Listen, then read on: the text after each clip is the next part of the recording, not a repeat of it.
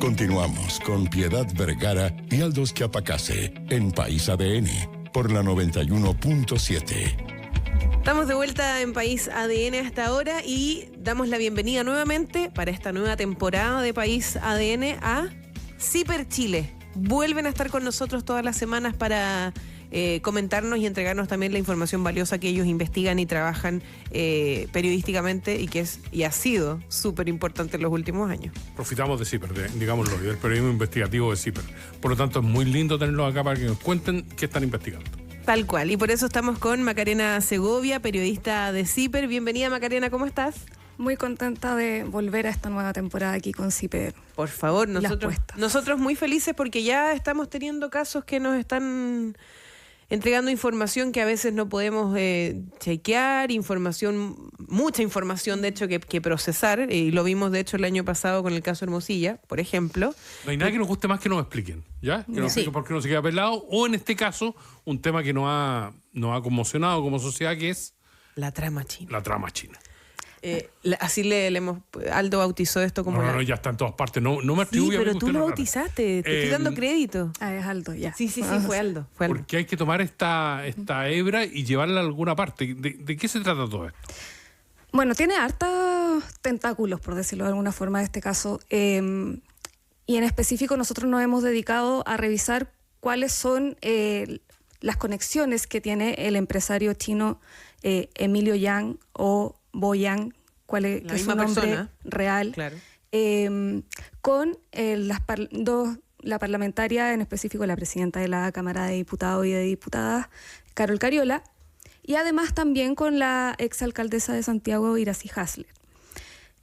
Dentro de esa búsqueda, y bueno, también hay abierto una causa penal, ayer se presentó una querella también en contra de la diputada. Hay una investigación, esto viene de una investigación de la Municipalidad de Santiago a raíz de la compra de una clínica.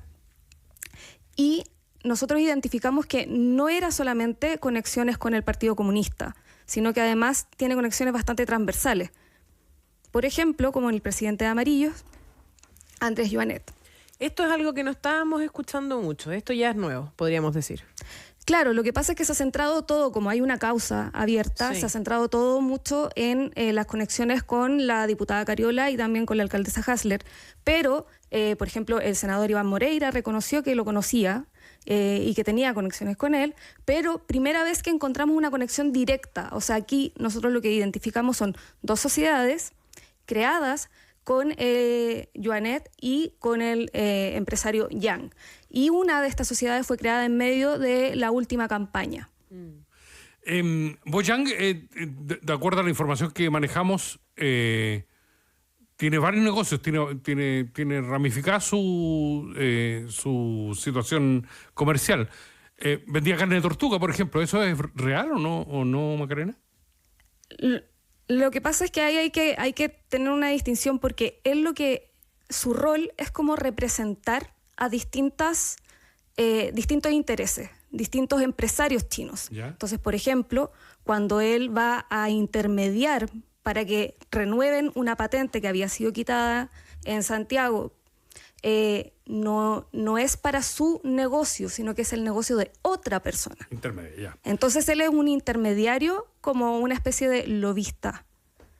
¿Y la sociedad que tiene con Joanet, qué son? Eso es re interesante porque tiene dos sociedades. Una que iba a estar dedicada a la importación de madera, a la exportación de madera a China, que nunca se llevó a cabo. Son una especie como de sociedades cascarones, porque las arman y luego no funcionan. Entonces les inyectan capital y ese capital después, al parecer que ahí no tenemos seguridad porque no se ha introducido la fiscalía en esta área. Uh-huh. Inyectan un capital y luego la empresa no inicia actividades o inicia actividades y muere a los 3 años sin ningún movimiento. Se diluye, el capital se diluye.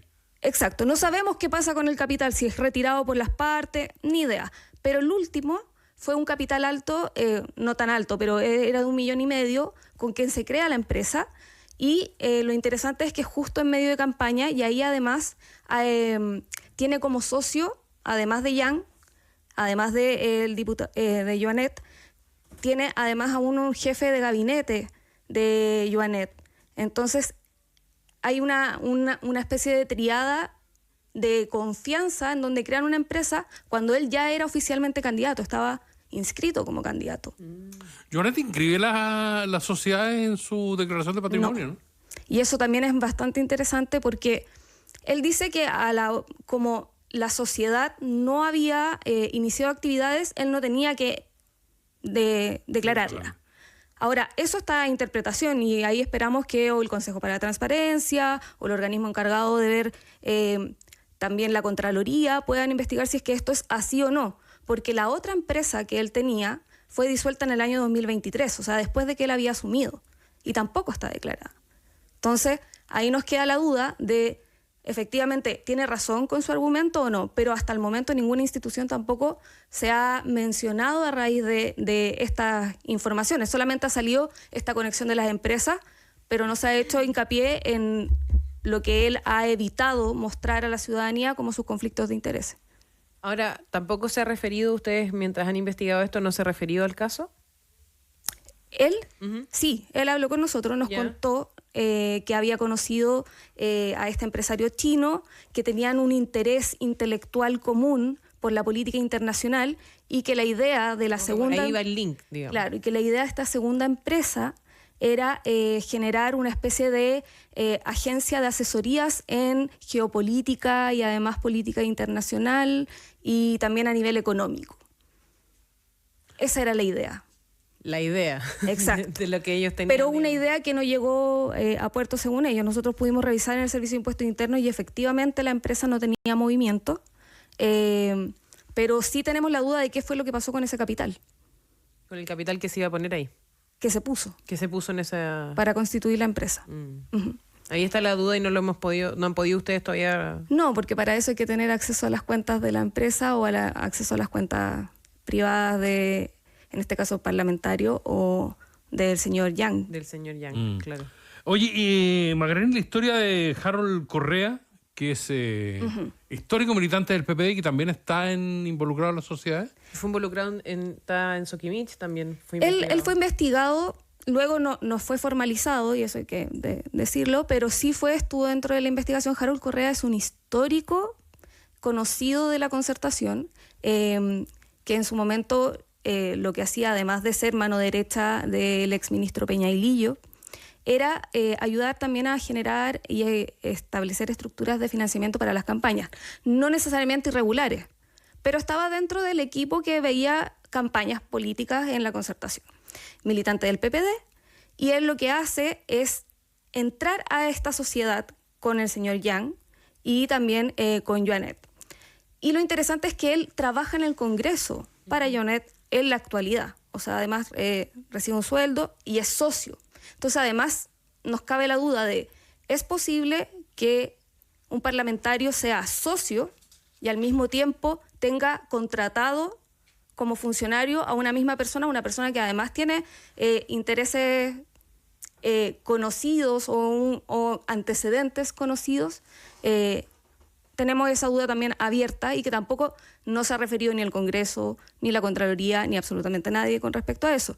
Entendemos que de repente puede ser más llamativa la arista de la diputada Cariola a nivel comunicacional, pero si tiene estas conexiones con otro parlamentario como es Joanet en una región tan lejana como es la Araucanía, nos hacemos también la pregunta de qué otro tipo de conexiones pueden existir.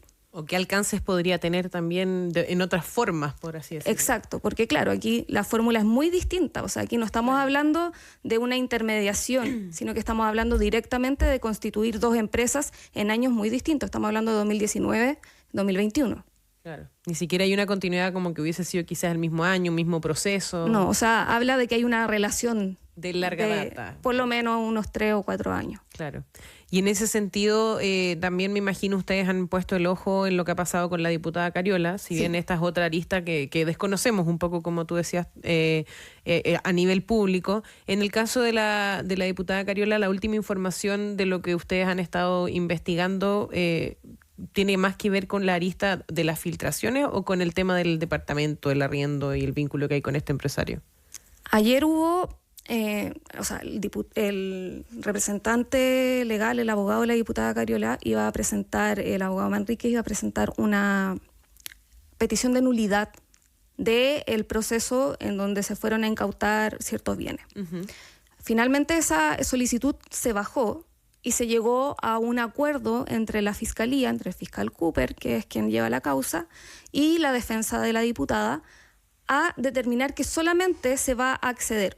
Por un lado, solo el fiscal Cooper puede acceder al teléfono y al computador de la diputada. No puede acceder Carabineros ni la PDI. Y eso es bien importante porque hay algo que no se ha tenido en cuenta, y es que efectivamente hay errores dentro del proceso que pueden provenir de PDI o de Carabineros, quien haya hecho en este caso el informe preliminar con el cual se hizo la solicitud para poder incautar. Entonces solamente el fiscal Cooper puede acceder al computador y puede acceder también al celular, y por otro lado, junto con el abogado Manríquez, van a determinar y van a consensuar qué es de interés para la investigación. O sea, no se va a poder divulgar y se va a tener, es más, se solicitó que se eliminaran los registros, por ejemplo, de cuando la diputada tuvo a su hijo, que hay registros de eso dentro de su teléfono. Entonces, es importante decir que de una u otra forma el juez ayer acotó la causa a lo que tiene que ver con el tráfico de influencia. ¿Y eso se había visto antes?